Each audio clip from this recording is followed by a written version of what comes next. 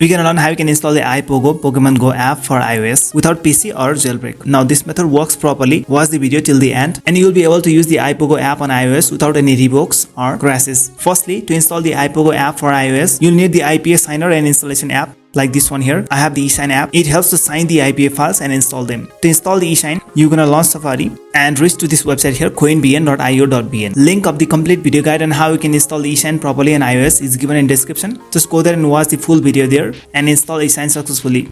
Once you have the eSign installed, we're gonna launch Safari and you're gonna go to iPOGO.app. Inside this website, tap on the hamburger icon, tap on installation and choose this option here, iOS Apple IPA.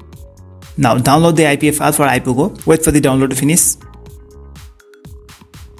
Once the download is completed, go back and we're gonna launch the eSign.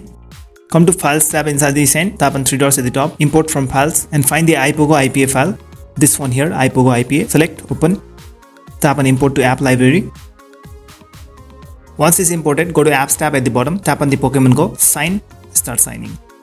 Wait for some time, it will automatically prompt you to install. And now you can install here, go back to home screen and check the progress.